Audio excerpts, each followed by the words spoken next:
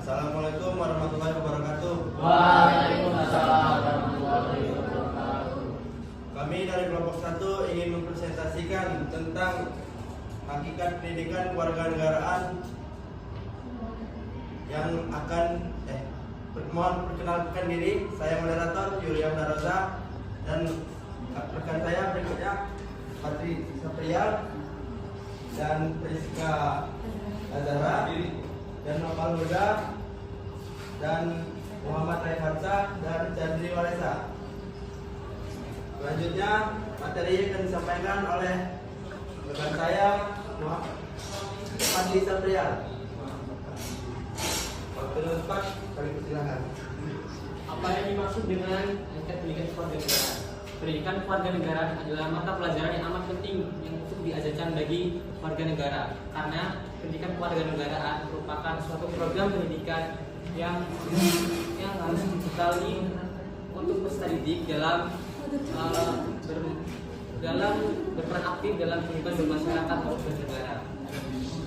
Pendidikan kewarganegaraan adalah suatu program pendidikan di mana program pendidikan yang berorientasikan terhadap penilaian Pancasila dan sebagai cermin kepribadian bangsa.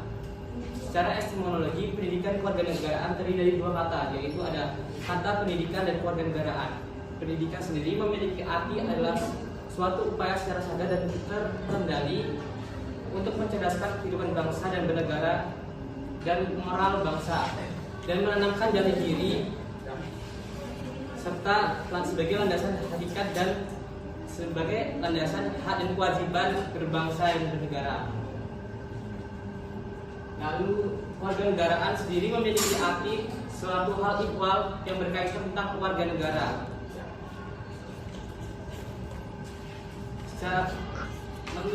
Menurut Zamrani dalam Tanirja 2013, pendidikan kewarganegaraan merupakan pendidikan demokrasi yang dimana masyarakatnya dituntut untuk berpikir kritis dan bersikap demokrasi.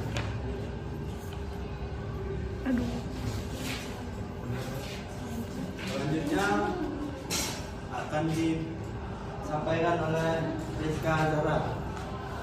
Selanjutnya ada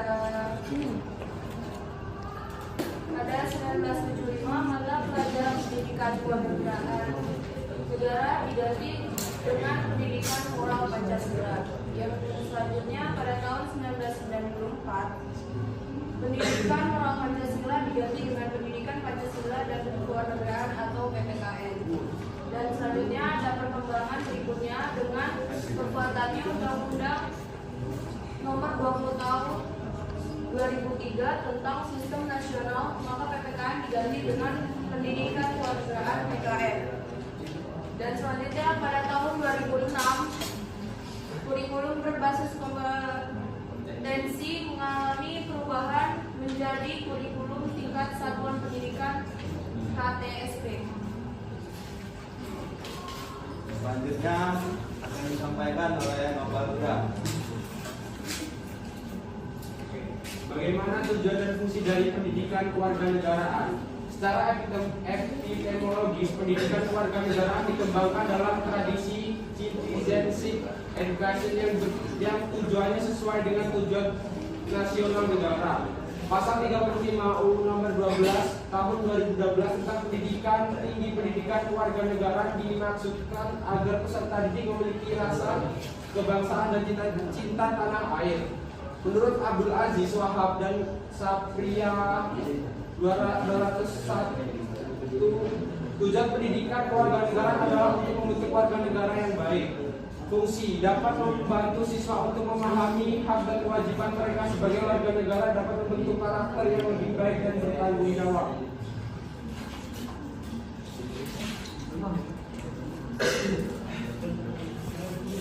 Selanjutnya akan disampaikan oleh Muhammad Raifatsa.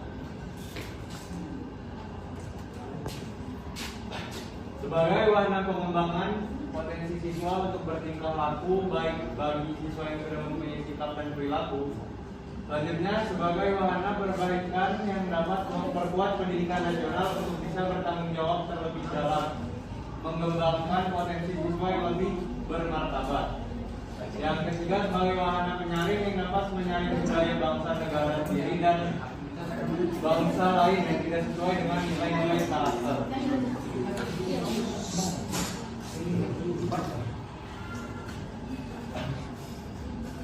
Selanjutnya ada apa kenalan dari pembelajaran pendidikan kewarganegaraan. 1. Tidak meratanya penyebaran guru atau pendidik.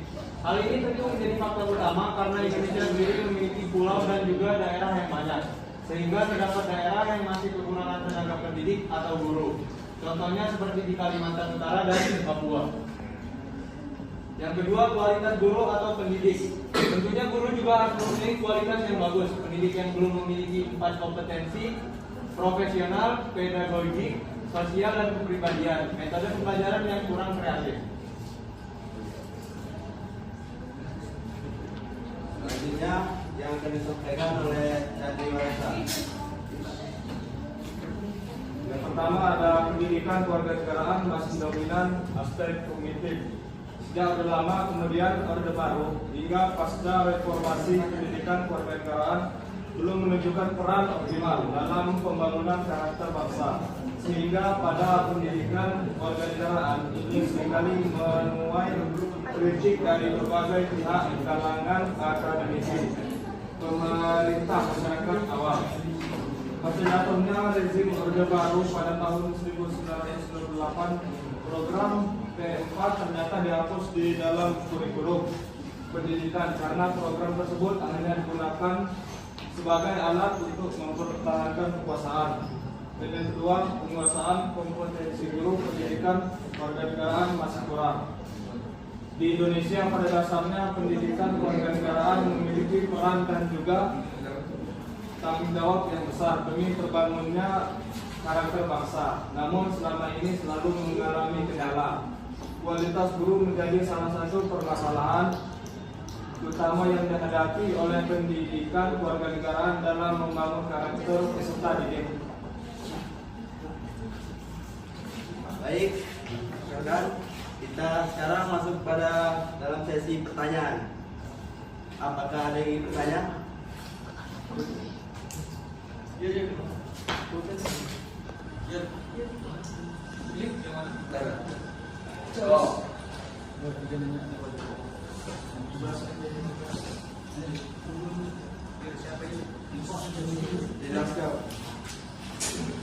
Izin bertanya, apa sih yang dimaksud dengan aspek kognitif? Baik. Apakah masih ada yang ingin bertanya? Ada. 3. Baik, selanjutnya kita masuk pada sesi tanya jawab. Menjawab maksudnya yang akan menjawab pertanyaan dari Ridho Aska Putra yang akan disampaikan oleh Chandri Waresa. Di sini saya akan menjawab pertanyaan dari Ridho Aska Putra. Apa yang dimaksud dengan aspek kognitif? Adalah aspek yang berkaitan dengan banyak hal akan menjadi sesuatu yang mendasar. Bagaimana, Ridho? Selanjutnya pertanyaan dari 3 yang akan dijawab oleh Rizka Azhara.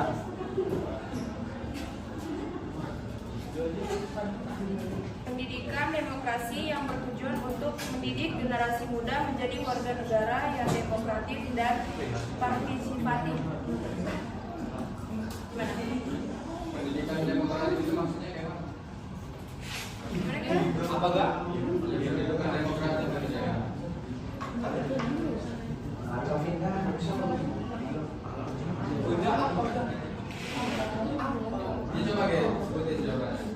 Pendidikan demokrasi yang bertujuan untuk mendidik generasi muda menjadi warga negara yang demokratis dan partisipatif.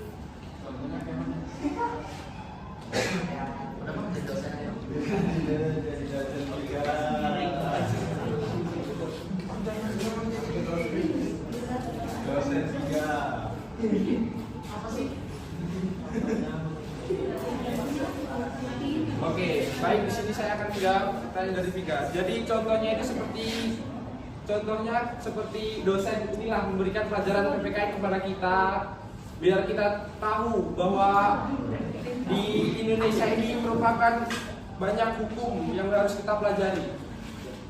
Gimana kita?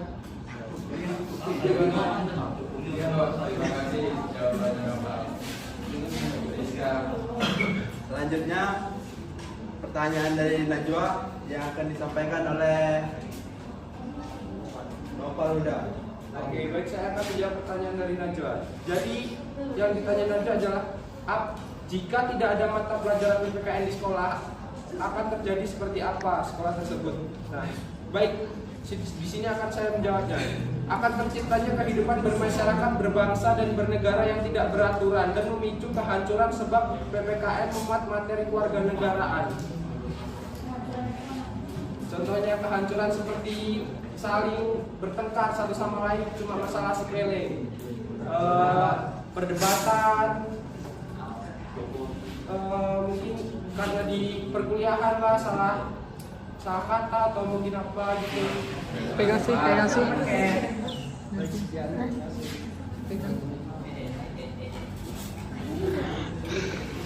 Baik, sekian kami akhiri presentasi pada pagi hari ini.